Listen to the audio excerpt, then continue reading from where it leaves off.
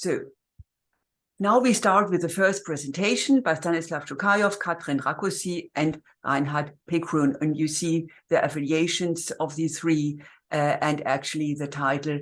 And I hand over to Stanislaw.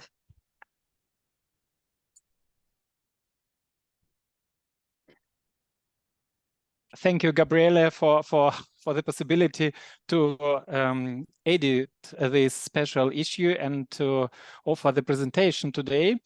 And I would like to start with an announcement that about the special issue. I have one slide, and in this slide we would like to underline that the aim of the special issue was to bring together research traditions from educational psychology and mathematics education. And we have an overview that we present today, of course not all parts, only very brief, 20 minutes, but it's still not the whole contribution. And then we have original contribution, a lot of that structured according different theories, such as control value theories and some other emotion theories on motivation and emotions.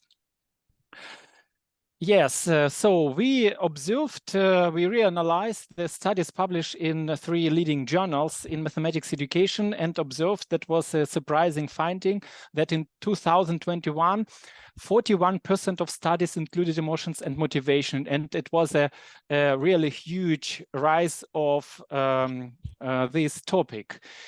If we look into emotions and motivations, then we observe that many constructs have a conceptual overlap, which we addressed in this paper and this talk as the so-called siblings constructs. Of course, there's a threat of jingle-jangle fallacies if we observe this conceptual overlap that is very strong to observe in the area of emotions and motivation. And what is it about? The jingle fallacy occurs when the same construct has different labels, and the jangle fallacy arises when different constructs have the same label. There are different approaches for dealing with siblings. One of them is focusing on one sibling and ignoring the other. Another might be acknowledge both siblings, and the third one combining siblings to overarching constructs. For example, if you have emotions and values, you simply write, you speak about attitudes, and that is. We think that acknowledging both siblings is important, and we also think it's important to that we can structure the field by addressing 4 key characteristics of emotions and motivation. They are valence, temporal stability, situational specificity, and objects. And I would like to elaborate on this shortly in the first part of the talk. The valence refers to individual perceptions of desirability of pleasantness. It might be positive, negative, or neutral. And the positive or pleasant constructs are not always positive related to learning outcomes and vice versa. That is important. For example, in anxiety, have a negative valence, but it's related sometimes, for example, in students with high prior knowledge in mathematics, positively to performance. The temporal stability refer to unstable states and stable traits, and states can vary across situations, whereas traits can often be generalized across situations. Situational specificity is a new characteristics. It's about situational characteristics that refer to embeddedness of emotions and motivation in tasks, to social environments and social cultural contexts. And of course, from the developmental perspective, there's an interaction between individual and social factors in the development of emotions and motivation. The 4th characteristics might be one of the most important, is about the object that we address if we ask for emotions and motivation. They are important parts of theories still since some time, and we think that it's a hierarchical structure of objects in teaching and learning, where the teaching and learning can refer to different domains, to competencies, topics, strategies, or also some specific areas such as geometry and algebra. The studies in the past addressed mathematics as an object by using a description of mathematical activities, specific tasks, competences, or topics, and that is an important part of research on emotions and motivation. Now I hand on to Reinhard Pekrun, who will speak about the emotions. Thank you, Stanislaw. So some researchers started to use control value theory to explain students, but also teachers' emotions in mathematics, right? And I'm providing you with a short overview of basic propositions and then just one empirical example. The original focus of the theory is on achievement emotions, but the principles of the theory can also be used to explain other groups of emotions that are relevant for education, such as epistemic emotions, student surprise, curiosity, confusion in mathematics, their social emotions, their health-related emotions. So the scope of the theory is broader. But the basic propositions originally really referred to the education domain and to achievement. And Stanislaw, if you transfer to the next. So this is an overview of basic propositions. Perceptions of control and value are thought to be proximal antecedent of achievement emotions. For example, I enjoy learning if I feel competent, control. And if I think the learning material is interesting, value. I fear failing an exam if I feel being out of control over my performance and the exam is important. These perceptions are thought to be shaped by one's environment, including classroom instructions in mathematics, in other subjects, but also this broader social cultural context. And achievement emotions in turn impact students' working memory resources, their motivation to learn, their use of study strategies, and therefore their achievement. But beyond achievement, also, for example, their health and their social relations. And finally, these outcomes are thought to reciprocally influence emotions, appraisals, and the environment. And by implication, it is at least in principle. So there's a question here in the chat. Will the slide be shared afterwards? Stanislaw, I mean, all of it will be recorded, right? Yes. Yes. So that is the case. Thank you for the question. So this implies that at least in principle, it is possible to target any of these the components in these cyclic feedback processes to regulate and treat emotions and conduct educational interventions as depicted in the bottom part of the figure here. Next slide, please, Stanislaw. So this is an example for reciprocal effects linking achievements and emotions in mathematics from the project for the analysis of learning and achievement in mathematics, PALMA, that we conducted over the years with secondary school students in Germany. And these are findings from cross-leg panel modeling. And what you see here, there's a pre-existing positive relationship between students' enjoyment of mathematics and their achievement in mathematics in year 5. Above and beyond this pre-existing relationship, there are then positive effects of enjoyment on achievement across the years, but also positive reciprocal effects of achievement on enjoyment over the years, controlling for autoregressive effects and controlling for confounders. Next slide, please.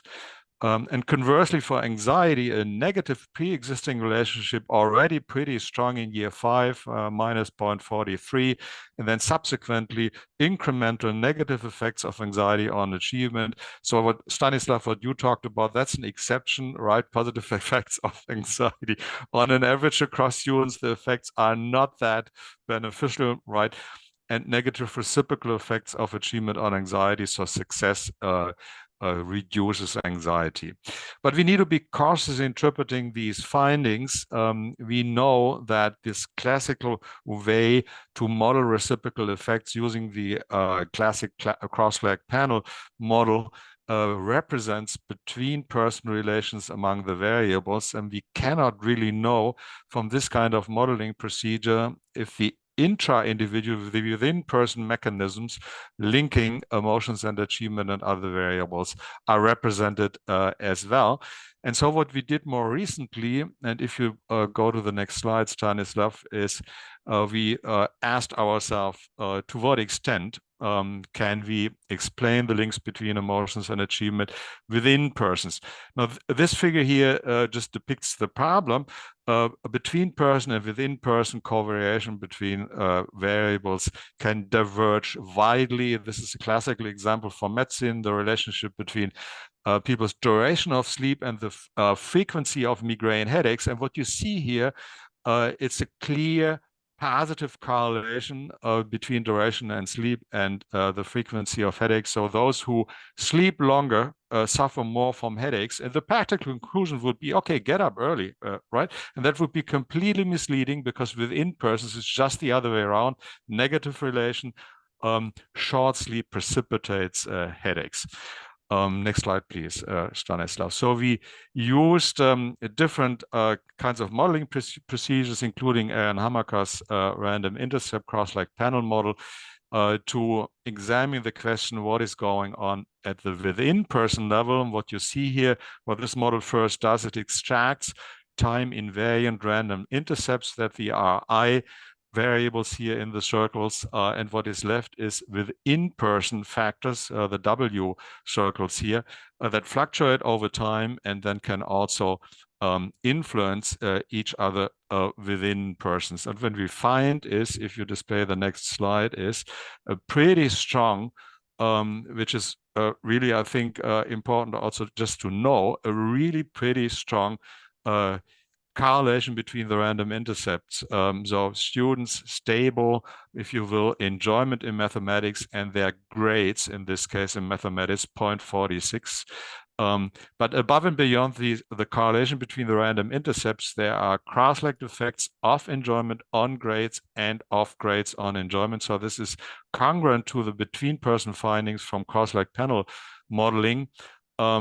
And supports the propositions of the theory in terms of these reciprocal effects, but also implies, I mean, that's the bottom line, emotions do influence, according to all what we know, they do influence, and to quite an extent, they do influence students' learning and achievement in mathematics. And so it pays to consider emotion. That's the message.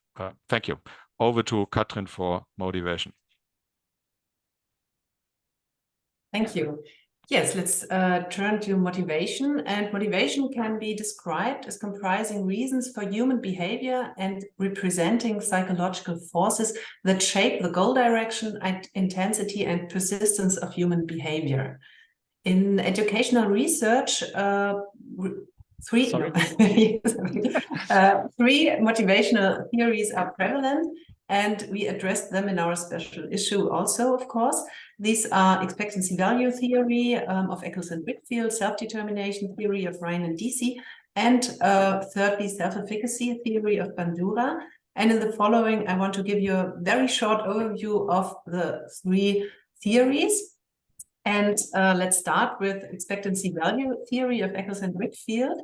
In this theory, a central expectation or a central assumption is that expectations of success and subjective task values affect achievement-related choices and performance. And in this framework, expectations of success refer to individuals' beliefs that they are able to attain success in a given domain or on a given task. And in this framework, task values comprise 4 different components. And these 4 different components are, first of all, intrinsic value. That is, very briefly, whether I like mathematics or not. The second component is utility value.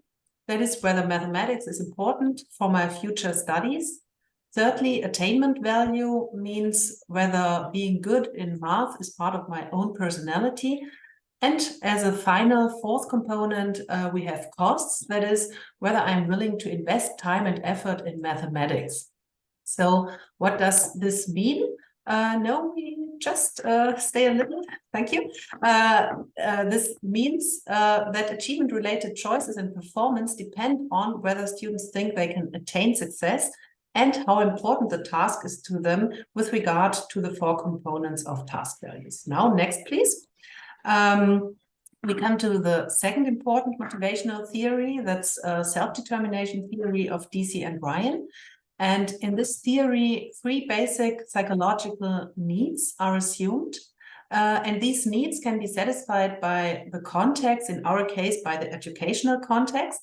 The three needs are, first of all, the need for autonomy. And the need for autonomy can be supported when students can make own decisions during instruction, or when they can choose own actions in accordance with their personal goals. The second need, the need for competence, is satisfied if students experience mastery and if they have the opportunity to improve their own knowledge during instruction or during working in mathematics. And finally, relatedness can be supported when students have the feeling to belong and to be connected with the others. There's a large body of evidence and we know that supporting basic need satisfaction can increase intrinsic motivation, interest, and the internalization of external demands, which are very important in school, into one's own self. So we come to the third theory, the self-efficacy theory or social cognitive theory of Bandura. And in this framework, people are seen as active agents in the social environment who can regulate and adapt their behavior. And self-efficacy in this context comprises the beliefs in one's own capabilities to organize and execute the course of action required to produce given attainments. And what we know from research is that self-efficacy is very, very important for achievement outcomes. They are highly positively correlated, and so it is very important to know how self-efficacy develops. And therefore, 4 main sources of self-efficacy have been identified in research, and they're also discussed in our paper. Namely, students' own mastery experience. If you turn next, please, Stanislaw. No, sorry, yes. Own mastery experiences in engaging with mathematics tasks. The second is vicarious experience while observing others during their mathematical activities. A third factor is the verbal persuasion from others, including, for example, teacher feedback. And finally, it's the level of arousal during the mathematics activity.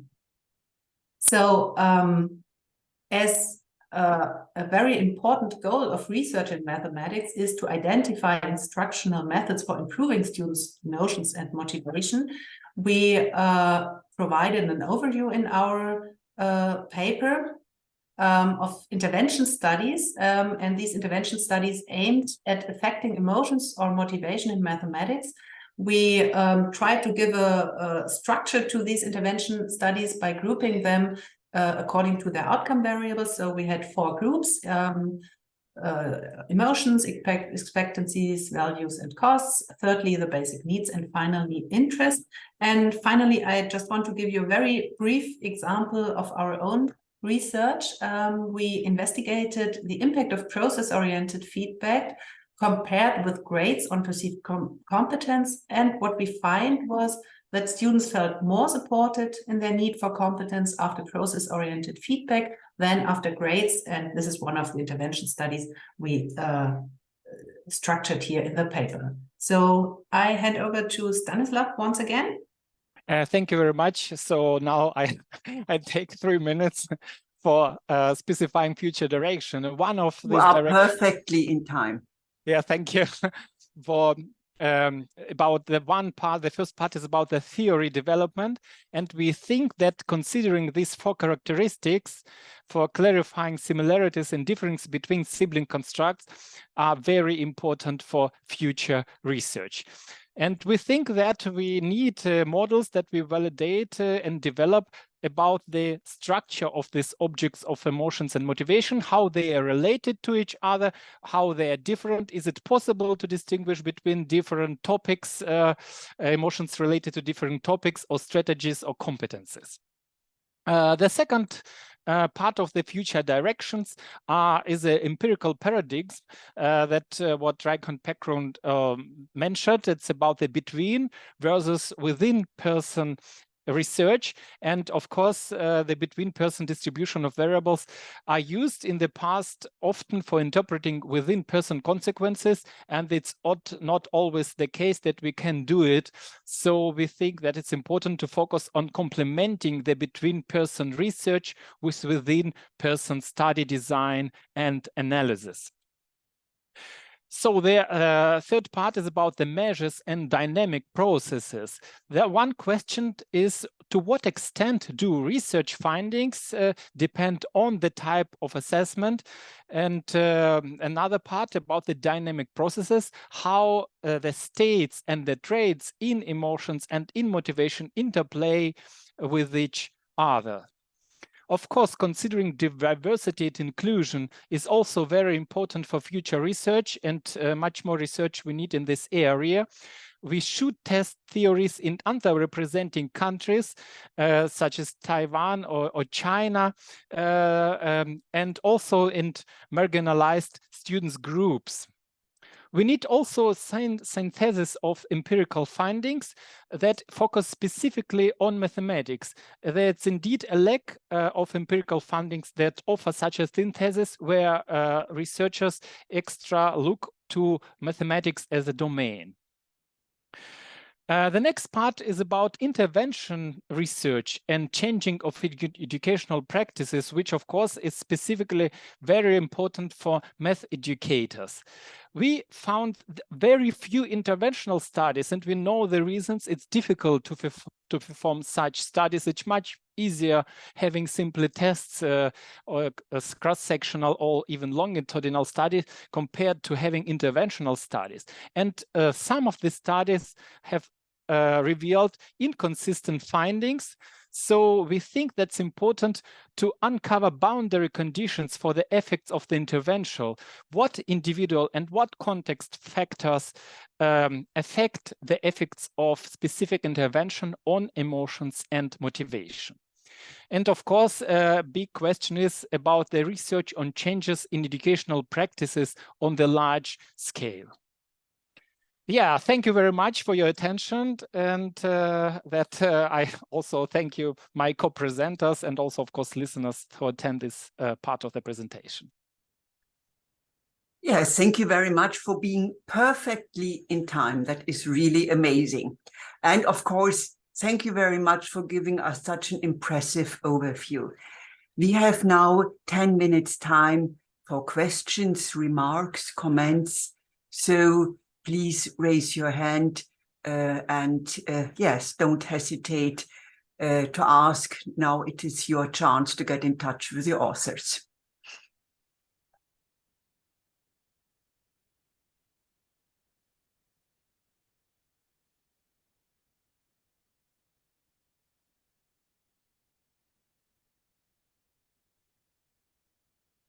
Who wants to be the icebreaker? Yes, that is always.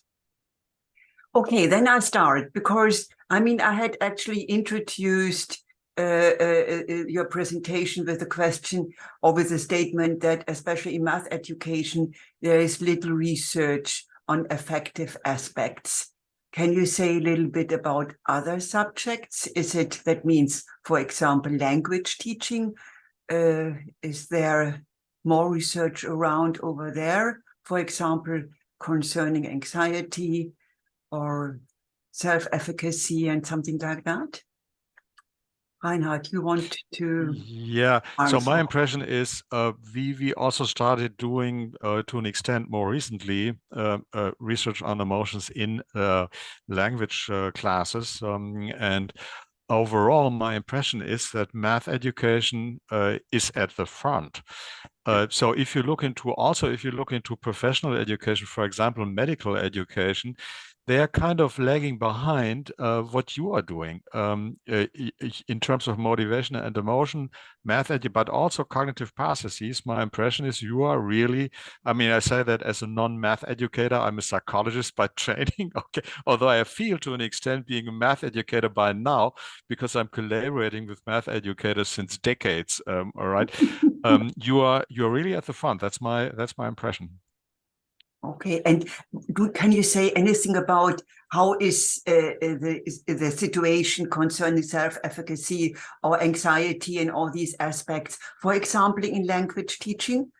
Is it as important as it is? I mean, math anxiety is a topic researched already 40 years ago.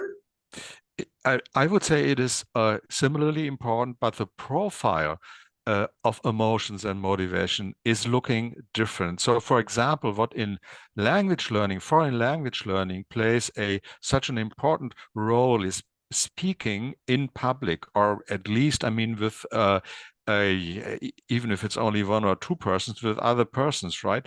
And this is then just another setting in which emotions unfold. And this relates to what Stanislaw talked about in terms of the different objects of emotions and motivation. They are just different and across domains. In mathematics, is different from languages, different from sports, different from arts education. And that needs to be taken into account when designing measures, when conducting studies, when designing interventions. There are just clear differences.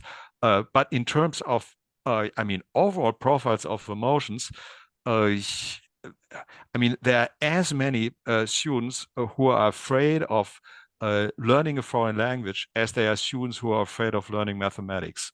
So emotions can be beneficial and detrimental across domains. Okay, thank you very much. That is very interesting. I was not aware about, yes, the situation concerning math education. Thank you very much. So, James, you had originally raised your hand? Yes, I did, but I saw that Sue had raised her hand. I thought that the audience should have the opportunity because okay, Sue, you have raised your hand. Hello, can you hear me okay? Yes, we hear you. Very clear. Hi. So I'm interested in a particular comment. This is fantastic. I'm interested in a particular comment about high attaining students with high anxiety and about how anxiety can be positive. And I think there are two things to highlight here. One is that some anxiety can be positive, and it's important to know how much anxiety the learner's experiencing, because there's that age-old Yerkes-Dodson curve. A little bit of anxiety, anxiousness, pressure is productive, and then people drop off with their productivity. So the second thing is the high attaining students that we've interviewed. My problem is I'm doing intervention studies, and as you know, they're hard. But the high attaining students we interviewed, it's not that their attainment is low, it's that their progress is low and could be much better if they didn't have maths anxiety. And I wondered if you'd comment. Reinhard, can I comment on that study, because I put it on the slide? Is absolutely. Okay? Yeah. So I would like to tell that anxiety, according to the control value theory, is activity emotion. So it's kind of can be active. It can activate students. And in this study, I think that's important to know what variables can moderate. Why and what we found out that the students who have this anxiety, if they have the high mathematical knowledge, then can handle it during the task. Whereas the students with low knowledge, they had a strong negative effects, and that's what I think that it explains this not linear relation. It might be one explanation why anxiety can have positive effects. Thank you. Mm-hmm. Thank you. Reinhard, you want to complement? Yeah, I agree with what Stanislaw said, and Sue, I mean, it is important to understand, and it's pretty difficult, and we are just in the middle of finding out what is going on in terms of effects of emotions, right? That emotions impact different processes, cognitive processes, motivation processes, physiological processes. So, for example, anxiety, I would say kind of always reduces the availability of limited working memory resources. So that's a negative effect at all times. But it has differential effects on different types of motivation. It can undermine interest and intrinsic motivation, but boost motivation to invest in effort to avoid failure, right? And it also can boost some kinds of study strategies, and it can promote memory consolidation after learning as an activating emotion. So it is about the interplay of these different mechanisms that then, and also moderators as pointed out by Stanislaw, that explain the overall effects, and there are the huge differences between then different students, right, depending on their individual profile. So it is then in the end also from a practical perspective really necessary to listen to attend to the individual student. Yes, thank you very much for this explanation. Pietro. Yes, I have a philosophical question for Stanislaw. Thank you very much for your seminar. You underline the issue of the difficulty to assess the effectiveness of an intervention focused also on affective issues. But do you think it is possible to uncovering a boundary condition in a study? I have some doubts about that goals. Thank you, Pietro. I'm definitely confident that we can uncover conditions. Of course, that's not their conditions that might be different, but like in this research that we talk already, an anxiety in general had a negative effect. That was statistically significant. But if you take prior mathematical knowledge as a moderator, so suddenly you see that these effects come from students with low mathematical knowledge, that they can handle this task in this situation, and then they have a decline of the performance in this situation. Whereas students who generally think, okay, I'm not sure, I have some anxiety because of the task on the mathematics, in this situation, they see the task and say, oh, that's not so a problem, so they work on it in this situation. So the answer is that I think that we can do it, but we need a lot of research, and I think that we need indeed to look on this personal but also context variables, because some intervention might be, or some learning environments might be beneficial for some students and another not. Thank you, Pietro. Yes, I have now, Lorraine has raised her hand, and I would like to start with a question. Yiling Yao, probably totally wrongly pronounced, and he has asked, it is really impressive to me, 3 questions that I'm really curious about. First, there are 3 or 4 theories to explain students' emotion and motivation on math. Which one would you prefer to use to explain the effect, on math?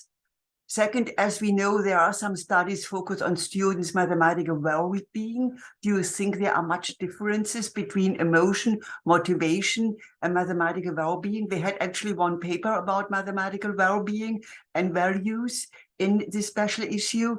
And the third question, as a chapter what Middleton wrote, there are several factors about students' effect on math. How do you decide what kind of factors should be included in motivation and emotion?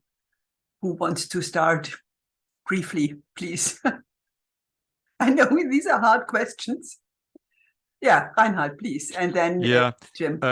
I mean, and that these questions need to be raised is an indicator for the fact that we are not, and that's true for the fields involved, it's true for math education as well as for psychology or the educational research more broadly, for example, we are not mature sciences. So we have competing theories that are not really contradictory. If competing theories would be contradictory, that would be very beneficial. They are not. They are complementary typically. They explain similar phenomena using similar constructs. Stanislaw talked about jingle-jangle fallacies, right? And this multitude of approaches, this is driven, I mean, by publish and perish pressures on us all, but especially the young ones among us, right, are not conducive to really making progress. So my take would be what we would need, what the medical sciences have done to an extent, we would need more of a consensus on constructs, and then also basic propositions that in the end we do share. And there are tools for achieving such an aim, such as consensus conferences. In medicine, they are having on diagnostic criteria for diseases. They do have consensus conferences, come up with a consensus in the end and publish that. And that then is the guiding standard for a while before it needs to be modified again. We need mechanisms like that. Otherwise, we do not really make progress. And I mean, okay, in terms of which theory to prefer, it's just to quite an extent, it's a matter of personal style and preference, right? Because of this disaster in which we are. But at least we have research. Yes, James, please. So thank you very much. Yeah. Thank you. I will jump on top of that and say it's kind of a sibling constructs issue. And we have to be able to understand siblings both as different and diverse, right? Unique, but also as part of a family, to extend the metaphor. And to try to understand the family dynamics of the constructs, the way they may interplay, and their distinctness, what they offer to the family that is unique. And then, of course, how the interplay, how two siblings change the dynamics. And I think that that's a very useful metaphor for where we are now in motivation and affect-related research. That we are now starting to see how different the fantastic article that was written about control value theory and expectancy value theory, to see these as being different in really fundamental ways, but also very complementary as a worldview for looking at how emotions and expectancies can help us can help people regulate themselves in mathematics tasks.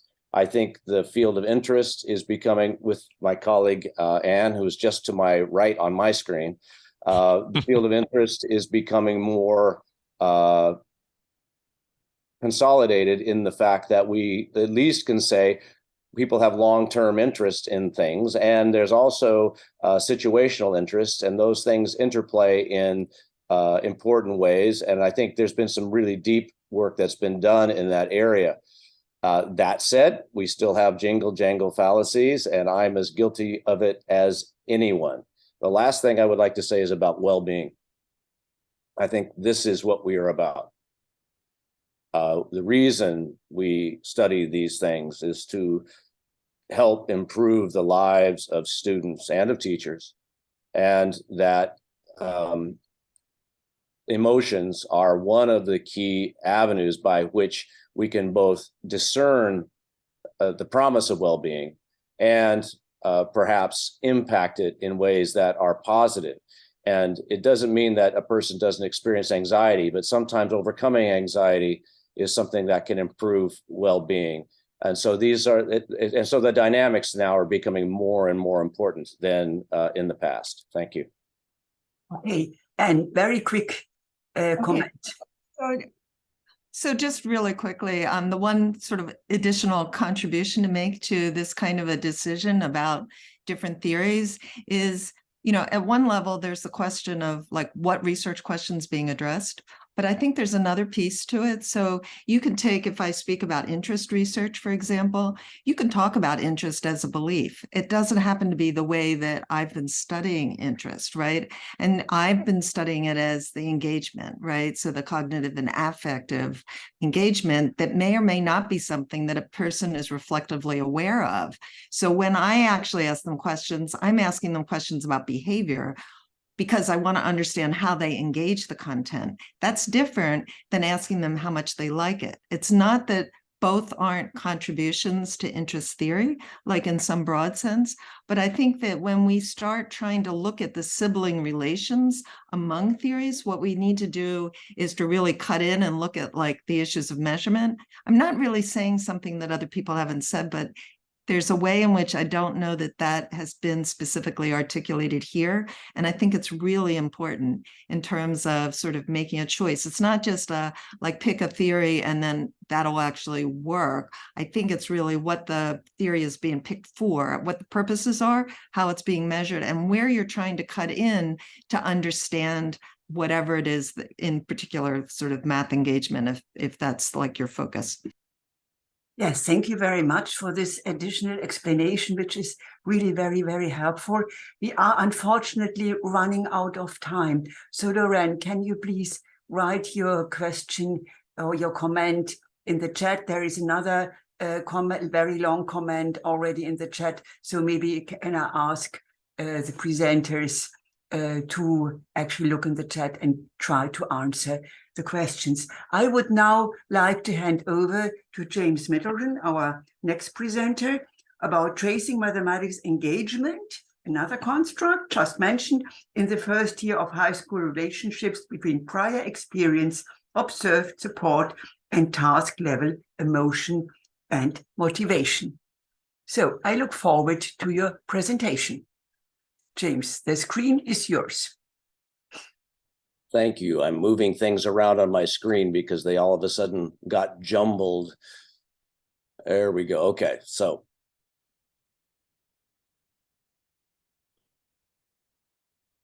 Yes, now it's time. Yeah, great. Thank you very much. My colleagues and I are interested in this concepts that Anne mentioned, engagement.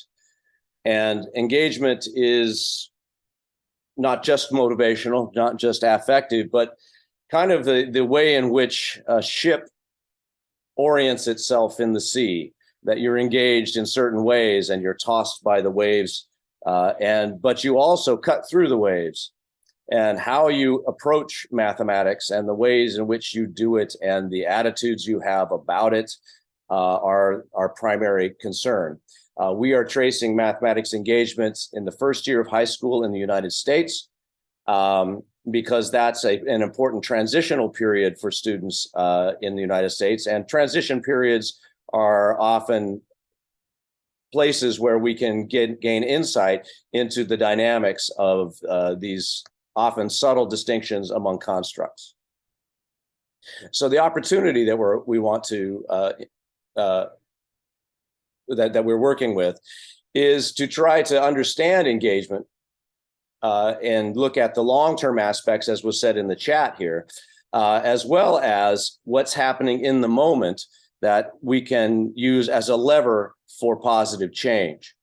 And with some of the recent research on aspects of engagement, we think that there is a great possibility to leverage in the moment engagement, things like situational interest and things like anxiety, task level anxiety, to try to understand how we can make students' experiences better.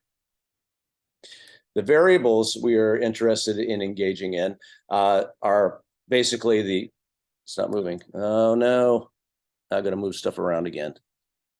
I'm sorry. Why is it not moving? There we go. Okay, there we go. Prior experiences, things that students bring to the classroom, such as prior support, memories of their teachers in the past, memories of how they've been treated by their peers, their prior motivation, the interest that they bring, and the self-regulation strategies and efficacy beliefs that they bring. With task level experiences, the kind of support that we may observe them getting from teachers and peers in the classroom culture, as well as their task level achievement emotions, where we have objects. This is where our focus on objects comes in, is here in task level achievement emotions, where we can distinguish the object of being, let's say, angry at your classmates, whereas you may be proud of yourself in a task, and maybe, let's say, appreciative of the teacher. Well, that's not really an emotion, but to focus on where we can have patterns of both positive and negative valence of emotion, as they are directed towards different objects in the classroom in those dynamics. And then their impact on task level emotion, including situational interest, utility, task efficacy, effort, and social engagement, those task level motivations that Katrin talked about. And in the middle, loosely defined, control value theory is kind of the link that ties these together in our interpretation. So our method, we had a large number of classrooms engaged in 2 states in the United States. We have first year high school students in their first year of mathematics. This is a typical high school setting where students are in an algebra-based mathematics course. We have a number of self-report scales that we're using, looking at prior support and motivation on task level support, okay, which are observed variables. We have observation protocols looking at academic and social support, and we video recorded sessions with specific activities that teachers nominated that they felt would be engaging for their students in the middle of the semester. So this happened before the semester, this happened in the middle of the semester, and during those tasks, or just after those tasks, we had an emotion checklist where students would check 16 emotions and say whether they experienced that emotion and focused it on either their teachers, their peers, themselves, or the mathematics. And then we aggregated those to valence object pairs, so we can say they had positive emotion about their peers during that session, or maybe a negative emotion about their teacher during that session. And then we had task level motivation outcomes, and these were all 5-point scales. So mostly self-report, but also observation in the middle, because that's one of the key questions we have. Instruments, let's see, we did all that already. Okay, so results. If we look at all of this, it looks like a big plate of spaghetti. And so that, I don't want to focus on everything, even though it's kind of like a big pile of spaghetti with the spaghetti tied between the meatballs. Let's just take a look at emotions, since that's the primary topic of our discussion today. If we look at it, this idea, negative emotions tend to be associated with less motivation, just as Reinhard suggested, just as Katrin suggested. However, what we see is by focusing emotions on objects, mathematics, the self, and then the teacher and class, the factor structure of that, those were merged together, kind of like the classroom community. And so when we say negative class emotions, it's not just about peers, but also about teachers. So basically the classroom community. If we look at it, we can see that there are different ways in which class level emotions, math emotions, and self emotions predict motivational outcomes.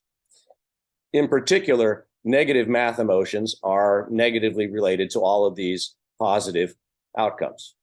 Okay, much more so than the others, although all the others did have some relationship. We also see that positive emotions are associated with greater motivation. So this is a drab discovery of the obvious, as one of my professors used to say. But we also see that mathematics, when the object is focused on the mathematics, there tended to be a larger relationship, particularly in students' social engagement, task efficacy, and in instrumentality. Their beliefs, down on the bottom, are their interest. Come on, it's not moving. There we go. And academic and social support that we saw in the classroom predict outcomes differently. So academic support tended to predict efficacy and interest, okay, in negative ways. Students, and through interviews that we had of students, they tended to believe that their teachers were critical. When the teachers were providing support, it pointed out that they were incorrect. And so there's often a mismatch between how teachers are interpreting these supportive acts, important for teaching, and how students are interpreting them. Social support tended to be negatively related to negative math emotions. So the social makeup of the classroom, the support that they're provided by teachers and peers, tends to reduce negative math emotions and tended to increase efficacy and interest, because students are looking, this is a Bandura thing, they're looking at vicarious experiences, they're looking at verbal support from their peers. Peers are telling them how to solve problems, increasing their task level efficacy, and the engagement with their peers is helping them engage more in the way in which Anne mentioned for interest. It's, come on, there we go. So what's the point? Well, what students direct their emotions towards appears to be an important predictor of their engagement. And I'm not going to recap these three things for sake of time, and it's not clear that we have included all the important objects, nor the important emotions, nor they're tied together. But this study is one of the few that takes objects of emotions and puts it to the forefront. And we can see that this is going to be a fruitful area of investigation for the future. And I think that's the primary contribution of this study. Secondly, that the support of the classroom appears to be much more predictive of engagement than purely academic support. And so we have to be, when we're looking at these levers for engagement, it may be that teachers need to be working on developing the classroom culture as supportive, as nurturing, as caring, as rigorous as well. That's also part of what we studied in here, so that students would be able to have that support, feel more efficacy, develop more efficacious and self-regulatory behaviors, and then have positive motivational outcomes. Thank you very much. Yes, thank you very much. I think it was perfectly in time. And thank you very much for this really great overview. Yes, questions. We have 5 minutes for questions and comments. Reinhard, yes, please go ahead. Only nobody else, so I do not want to take all the time, and we need to provide the audience with. So Alex is having a question. Alex, please go ahead. Hi. Hello. Hi, can you hear me? Yes, we can hear you. Thank you. James, very nice talk. I'm doing something very similar. I'm also a PhD student doing part-time. I'm a lecturer as well. So I'm doing something very similar. I'm tracing engagement with undergraduate students at university. The issue I'm looking at is the engagement is not compulsory anymore. So I have issues dealing with what kind of engagement I can trace, because sometimes they simply don't turn up. So behavioral engagement is a very difficult thing to track. I could only track for their self-reported emotional engagement, self-reported academic engagement. The only thing I can see from a behavioral engagement perspective is whether or not they've done the work for the unit, for the subject. So is there anything you actually recommend I should look into, or any other academics could chime in as well? Because I could only see whether or not they should. Are your students online primarily, or are they in a hybrid format? Are they blended, face-to-face and online? So yes, that's an interesting difficulty. One of the things you can do is have exit tickets are a great way to get a level of engagement, because a student won't complete an exit ticket if they're not in the lecture or the session, and you can embed, so you at least get a yes or no, a nice binomial distribution is wonderful, but you can also embed questions, and you can embed level of engagement questions. There's an article that we put out in Mathematics Teaching and Learning last November, where they have a Cartesian grid, and the students can, where it's, let's say, your level of engagement across the semester. And engagement is the dependent variable, and the time is the dependent variable. And they can just draw a line graph to represent it. And what you would code in that is the places where the graph increases, places where the graph decreases, places where it's constant, and especially points of inflection, right? Maximum, minimum, inflection, those things that we teach in algebra that are important. That's where you start to see, and then you can actually ask students what's happening here by circling a part on their graph. So they can draw a little picture for you that can be coded about their engagement in that particular class. It doesn't have to be for the semester like we had. It can be for that particular class. And you can even put the specific activities you have in the class so that you get a pretty good rating of the engagement of students during that time. Yes. That would be what that. Yes, no, Alex, sorry, I have to interrupt you. We are actually running out of time, and come to write something in the chat. So Reinhard, if you want to write something in the chat, you are highly welcome as well. So we are now going to the third presentation because I really want to give all the presenters the time they have promised. So we are now going over to the third presentation by Pietro Di Martino and Monica Panero, and I think Monica will present. Okay. Yes. Okay. Do you see my screen? Yes, but you should go into the presentation mode. Yes. Wonderful. Everything is fine. Thank you. Thank you again for inviting us to present our paper. And I'm going to present the paper written by Luciana Castelli, Pietro Di Martino, and Silvia Sbaragli and me. All the authors are in the audience, so you are welcome to address your questions to all of us. The paper presents a longitudinal study about Preservice Primary School Teachers' attitudes towards mathematics.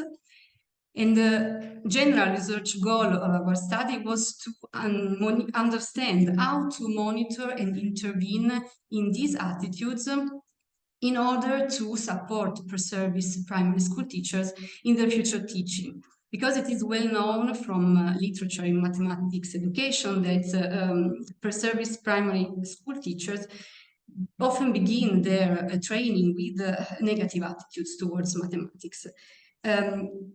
For analyzing attitude, we used the three-dimensional model developed by Di Martino and Zahn, composed of emotional disposition, perceived competence, and vision of mathematics. So what we wanted to do was to reinforce positive emotions of our Preservice teachers, to develop their sense of self-efficacy, and to promote a relational vision of mathematics, which means seeing mathematics as made of reasoning, problems, connections, and not instead of made of procedures or rules without reasons.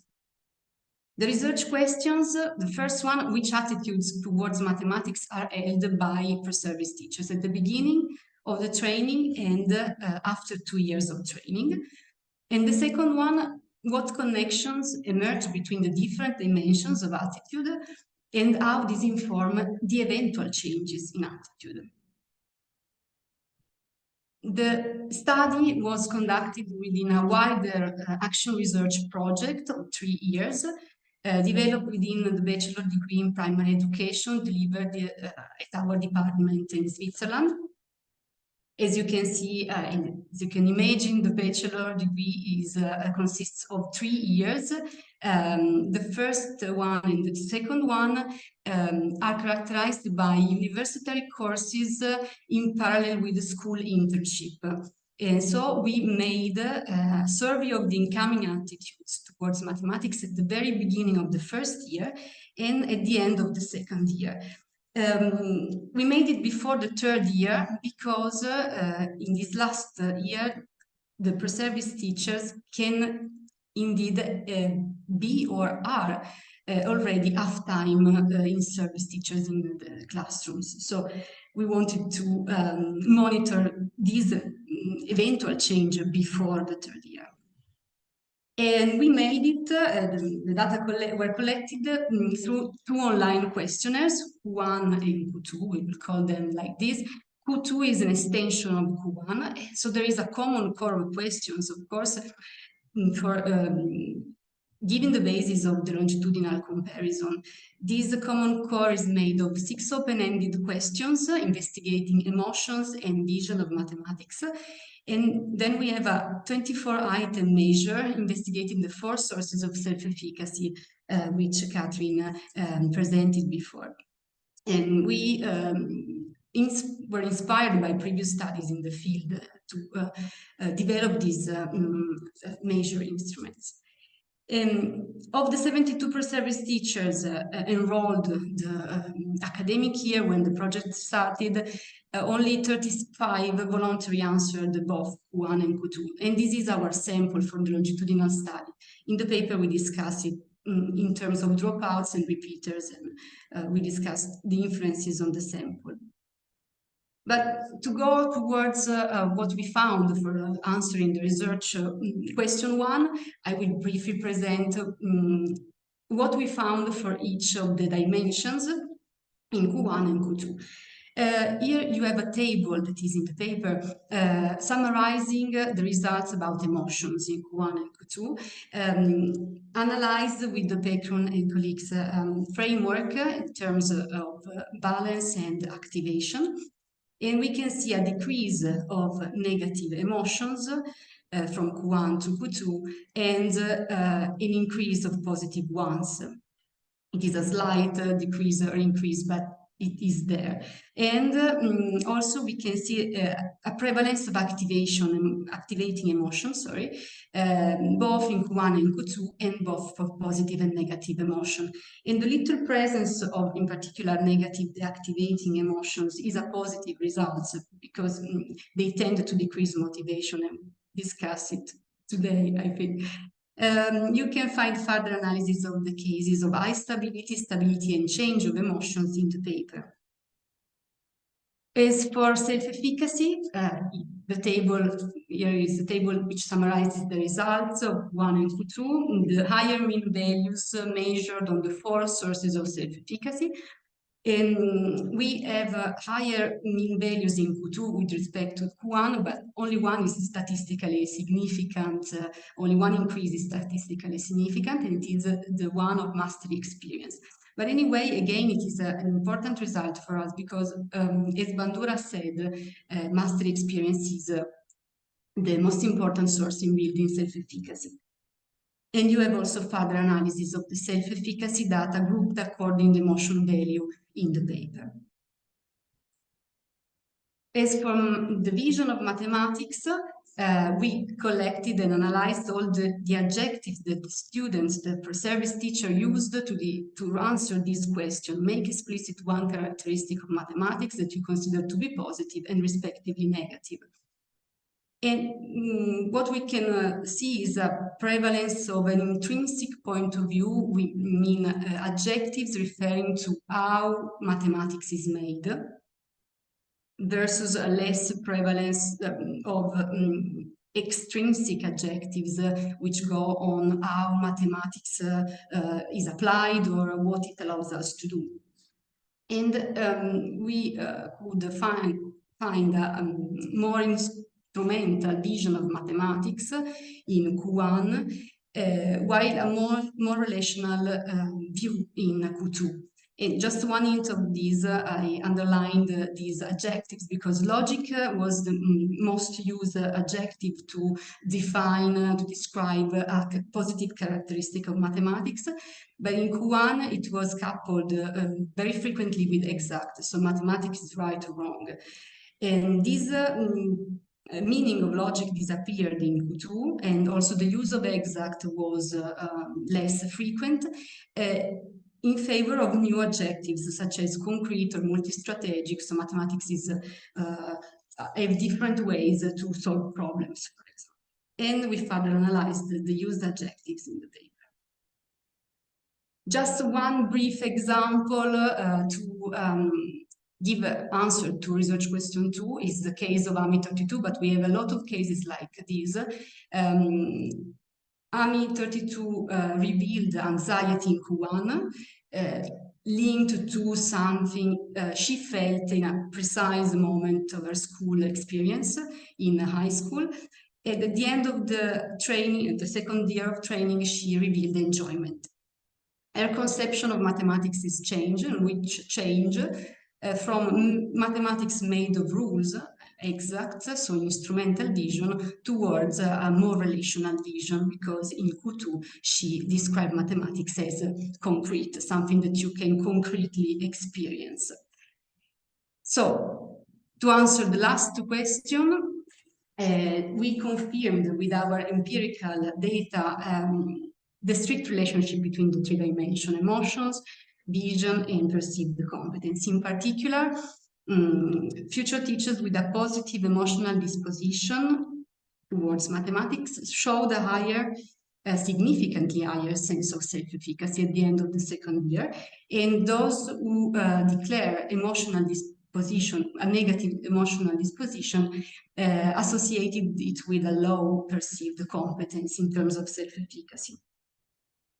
Future teachers also, the changes in the different dimensions are interrelated with each other. So changing one dimension can have influences in the change of other dimensions. Just for example, the example of M32 that we saw before showed us that intervening on the vision of mathematics is one of the main elements to have indirect effects also on emotion change. So to conclude, just a claim, training actions cannot be imagined as acting exclusively on one single dimension, but on the systemic interrelation of these three dimensions of attitude. Thank you, and questions are welcomed. Thank you very much for this wonderful talk. And yes, the interesting results. So can you stop sharing the screen so that we can see who wants to ask, because we have time for a few questions. Reinhard, now it's your turn. I don't know. I mean, no, this was really very interesting. And seeing that, for example, connected was then rated by some as positive, by others as negative, right? Connectedness. So these different perceptions of mathematics or of domains within mathematics, right? Have you been able to find out explanations for these differences? I mean, for example, competent individuals might have a different perception of a complex field than those who lack prior knowledge. I don't know. I mean, but the individual differences here are really striking. Yes, there are. I haven't the time to comment this part, so thank you for your question, because in the adjectives used by the students, the Preservice teachers, to describe negative characteristics of mathematics, it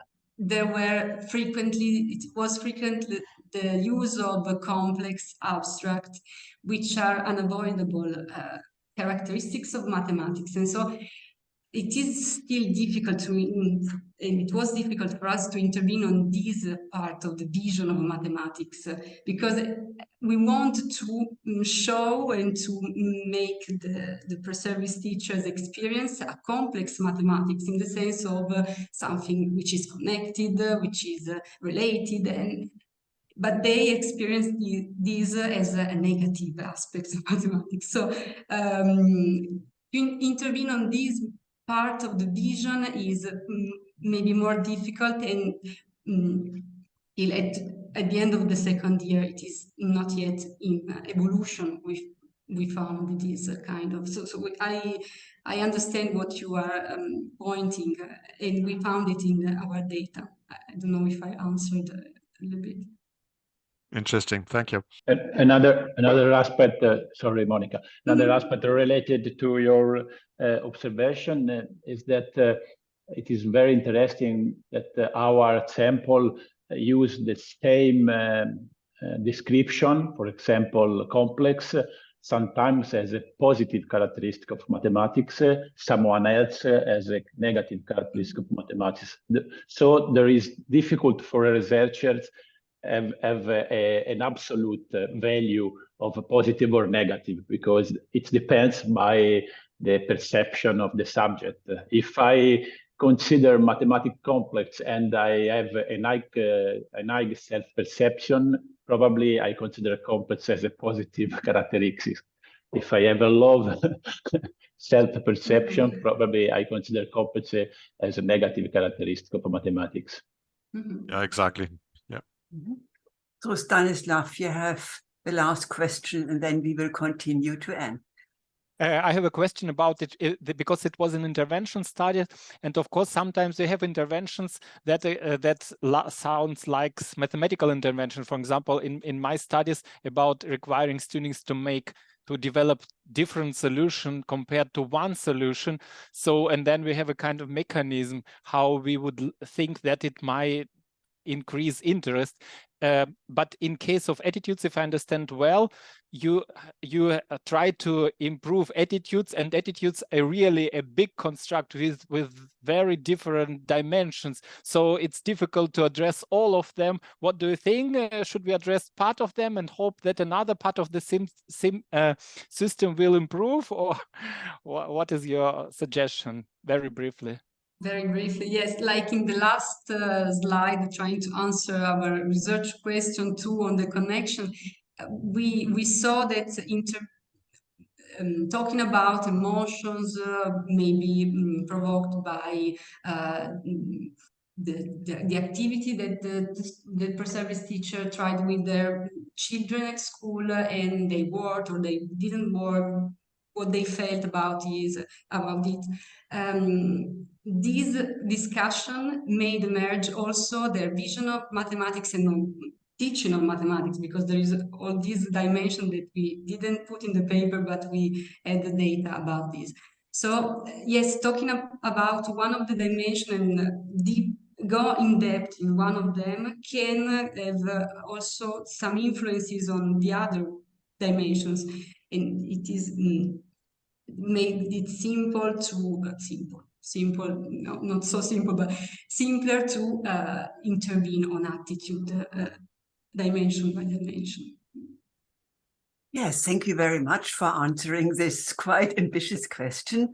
So ambitious. Thank you very much for this interesting talk. And I'm now handing over to our last presenter, Anne Renninger, who's talking about comprehension of argumentation in mathematical text. What is the role of interest? So, Anne, the screen is yours. And you can actually see this, right? No, we can't see anything so far. Yeah, this isn't good. Okay, hold on. Excellent. What do you suppose is going on? Because it had function with everybody, so I didn't assume problems. Do you see the toolbar, a share screen function? I thought I had come to that. I'm trying and once you use that, then you need to click on the file that you want to share. Right. And so I think that we're perfect. Yes. Okay. All right. So I actually want to go to right. All right. So maybe view slideshow. There we go. Yes, wonderful. We see everything. Thank you very much. Very exciting. Sorry about that.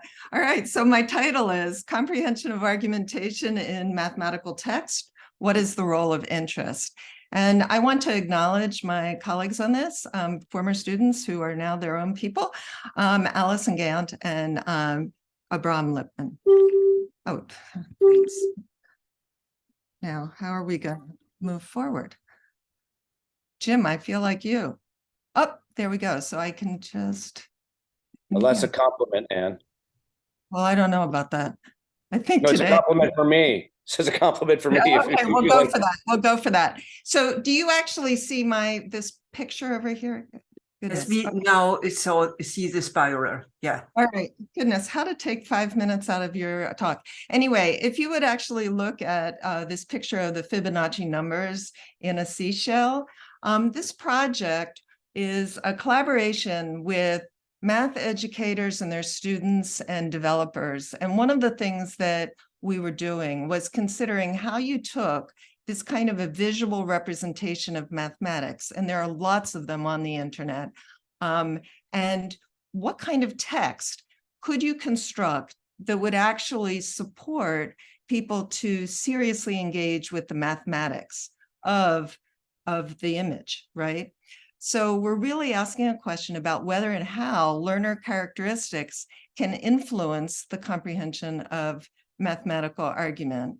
And it's a very sort of, okay, so now I'm worried that I'm not going to move forward.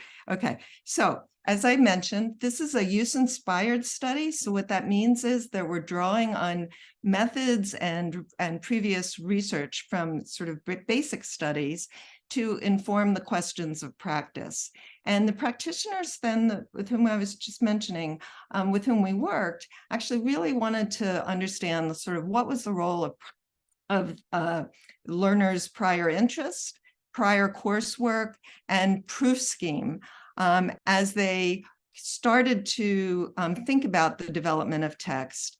They wanted to know if text type made a difference, and they were also interested in the potential of text type to trigger interest.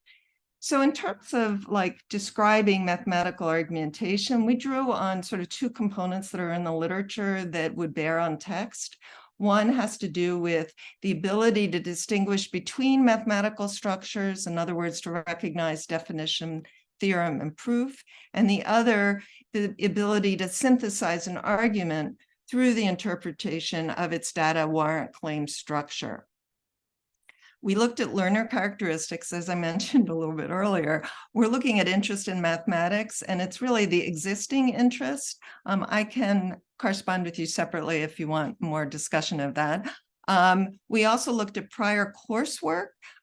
So we were interested in what kind of courses had these people taken. It turns out that a lot of the math literature that has focused on undergraduate students has really focused on people who are majors in math, and it's not sort of considered the number of students who probably are part of the service component of people taking math courses. And that actually figures later when we come to the results. And then we also were asking questions about proof scheme. So to what extent was their understanding of the proof that they were working with sort of just a generalization from some specific examples, or were they in a position to sort of create a more analytical scheme based on using fundamental axioms and their relation? Then in terms of the mathematical text type we looked at, we followed work that Dowling had done, which really looked at the linguistic sort of structure of the text. And one would be the public and sort of real world sort of content of text, and the other was abstract, and that is the work that really often is lacking in context because it's more about the symbolic notation, or what Dowling talked about as being more esoteric. So our research questions are three. Are there different profiles of learners based on these characteristics? Does comprehension of math argumentation differ across the learner profiles and by text domain? And then is interest differentially triggered across the profiles of learners and by text domain? We drew a random sample, but then sort of purposely selected so that we would have 32 participants who had more math background and 32 with less. And we had half by gender, just so that we could actually check for gender differences. However, one of the things that emerged as we did our analyses was that we were able to form two clusters of participants, and gender actually cut across them, so that it was not a significant factor. I note here that what we were doing was a person-centered analysis rather than studies where people look at what's the relationship, for example, between interest and prior coursework or interest and proof scheme. What we were looking at was what was the joint impact of participants being in one or another cluster in terms of the way that that impacted their engagement with the text, these visual images. And so we found that it factored, like we didn't actually come in with the idea that it was going to be 2 clusters. What we did was we explored it. We did a lot of work to identify that there really were 2 clusters, and they should seem sort of obvious to you, right? More interest in math, more math coursework, and an analytical proof scheme versus the less mathematically immersed, less interest in math, less prior coursework, and an empirical course proof scheme. I also want to note our terminology here of more mathematically immersed. What we're thinking is it's about deeper engagement at the time. It doesn't mean that that's sort of sufficient or the only amount that these people are capable of.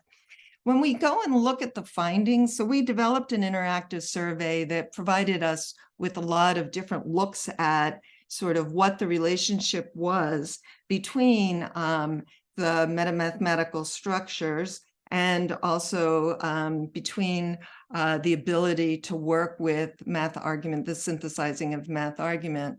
The findings are actually pretty consistent across the sets of analyses. What we find is that there's not really a difference in the ability to identify the structures, right? But what we do see is that there's a significant difference in the ability to synthesize the argument. Moreover, we find that those with more mathematical immersion are outperforming those with less. We also find that in the abstract domain, that those with more mathematical immersion are outperforming those with less. But interestingly, when we're looking at the synthesis of argument, which is difficult, when it's in the public domain, there's no difference between the participants, those participants in the 2 clusters. Okay, we echo these findings again, that we find when we look at the abstract domain, we see that there's no difference again. So it's very similar to what we saw above, right? In the metamathematical structure understanding, when they go to work with the public domain, that holds, we don't have a difference. When we look again at the synthesis of the mathematical argument in the abstract domain, we have a significant difference favoring the more mathematically immersed. And then when we look at the synthesis of argument in the public domain, again, we see that there's no difference. Moreover, when we this is the section where we're actually looking at the triggering of interest. What we find is that the public domain triggers interest for both groups. We also find that the reason for interest actually is explained, so what's interesting here is that the more mathematically immersed provide a more abstract explanation for their engagement, but it's a similar explanation to the explanation that we hear from the less mathematically immersed. All right. So then when we talk about so what are the implications here? Public domain text appears to be providing access regardless of mathematical immersion. And public domain text was of equal interest to both groups. And public domain text triggered interest. So it really sort of suggests the utility of using the public domain text for accessible resource design, the kind of thing that the math educators and programmers with whom we were working were interested in. One of the things that they've done is to not only skew toward providing public text, but then they use hot links so that it's possible for a person who wants to have more information to actually click on the link and get more. What are the implications in terms of interest theory? Well, prior studies have suggested that it's the content of the connections that a learner makes to a discipline that provides the basis for interest development. However, specificity about differences in knowledge as interest develops, such as those provided by proof scheme and prior coursework, hasn't been available. So this leads us to conjecture that text that promotes the triggering and sustaining of interest will encourage learners' continued engagement with mathematics, support the development of more analytical proof scheme, and also influence how learners are positioned to read and comprehend mathematical argumentation. Thank you. Thank you very much for this very interesting and really interesting talk, and I'm very happy, yes, that you managed to get this presentation done. Yes, I think we have very short time for some questions because we are running out of time. Reinhard, please go ahead. Only if nobody else from nobody the audience. else so far. Could I actually make an announcement that I'm more than happy to correspond with people, so we can do that. Yeah, all right. Reinhard, what do you want to know? No, a short question. And this is really so interesting. And so in what ways did the public domain texts differ from the other texts? Could you provide us with a short, summary of the essence of, why they were able to trigger interest? So, it probably would have actually been really nice if what I did was to pull up the Math Wiki page and showed you. But basically, the public domain text makes real world connections for people. It actually is enabling them to see. It actually provides context for understanding the content that's being provided, which is very different than the sort of relying on a symbolic notation. Does that make sense? Yeah, absolutely.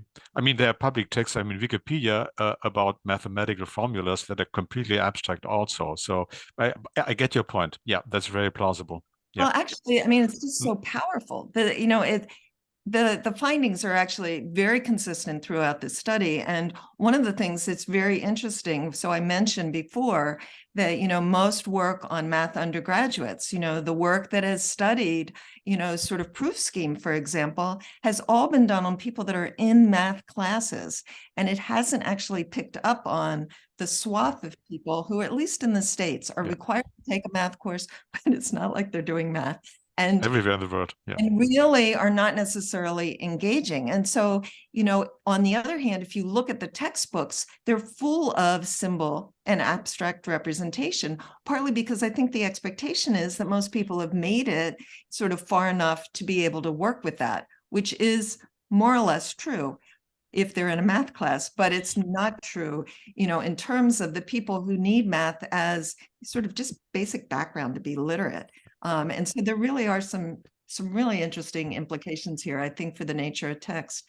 Going to your earlier question, Gabriel, too, about like other fields, there's been a lot of work in reading and writing about sort of the accessibility of text and how people understand it. And there's really, aside from Dowling and Chaparral, I guess, there really hasn't been too much consideration of this in the math field, but our findings are very consistent with what we've seen in the reading work, and really sort of point to supporting learners who don't have much developed interest, don't have much background, to actually make specific connections to text, to the text that they're asked to read, so that they're positioned to continue to develop their understanding. Otherwise, it just seems to cut them off. They're not able to get there. And I would guess they were high anxious as a result. I have no idea. For us, like Stanislaw and me, we are both coming from the modeling discourse. That means using mathematics in real world context. Therefore, reading your paper already when, yes, we are in the process of publishing it, that was really something where I said, yeah, finally a study who says, go ahead and use, yes, mathematical modeling example, use real world examples. It will really raise interest. But of course, it has to be done carefully. If the text is too complicated, then you may have other effects. So it is, the balance will be probably difficult. But that is the great news we get from your paper. Well, it's actually so straightforward, but I actually have some other work in which we're looking at modeling or supporting younger kids to work with modeling. And one of the things we find is that by talking about them as stories, like what's your story about like why it is that the rabbit and the hare, or the tortoise and the hare are functioning these ways, right? They're actually developing models to provide the explanation, right? and you can actually shift into that language, but they know the language of stories. And so it becomes something they can connect with. Jim, I'm sorry, do you have a question? Yeah, so it jumps right on top of what you just said. So, way back when, we talked a lot about story schema and the ways in which people process stories versus expository text. And so I wanted you to make some comments about, or speculation about, the difference between, in the Math Wiki, I'm sure that there are narratives and that there is expository text. And if you would make just some conjectures about perhaps the differences in ways those might catch and perhaps hold students' interest. So, that's interesting. It's not so much present in the Math Wiki work because it really was more expository text that we were working with. But stories certainly have the potential for a person to become self-related or, to sort of have interest triggered in a different way. The question is it your story or my story? And like, where do you start in the story? And what kind of background are you sort of presuming, right? Everybody wants, I think, to be able to do the learning or to understand. The problem is, do we capture and support them to sort of keep moving? But I think we know that narrative style will actually engage differently. Stanislaw, you have the last question. Thank you, Anne. That it's really was very interesting to hear that, and indeed about these stories or how we can relate it, the interest to the real world. That is also in the problem posing discussion where the students ask to develop the problem. However, the problem is that these problems are not always aligned with the goals of mathematics lessons. So there are some indications that interest will be developed, but we also look often to performance and try to connect it both. And that is a challenge. That's why, but I think it's also in this review of intervention studies in the overview papers, where one of the studies indeed found the positive effects on interest by proposing students to develop their own task. So thank you very much. I think it's in line with kind of ideas that you presented today. Thank you.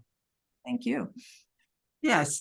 So I would now, because we are already running out of time, we are already 8 minutes longer than expected. So I thank especially Stanislaw, Reinhard, and Katrin for actually editing this special issue and for their hard work on this really great special issue. And I'm pretty certain that it will really push the discussion on effective aspects in math education forward.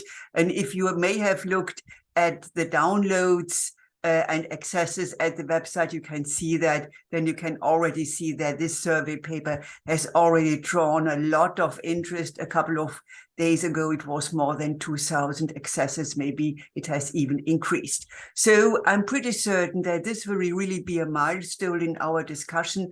And I'm most thankful for the guest editors.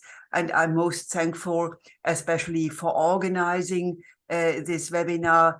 And as already mentioned, you can find in a couple of days the link where to find this recording so that you can actually see the presentations as well as hear the voices and, of course, hear our discussions. So thank you very much to the 3 guest editors. And thank you, of course, very much for all the other presenters who really contributed so strongly to such an interesting webinar. So thank you very much. Have a nice evening or have a nice day, or wherever in which time zone you currently are.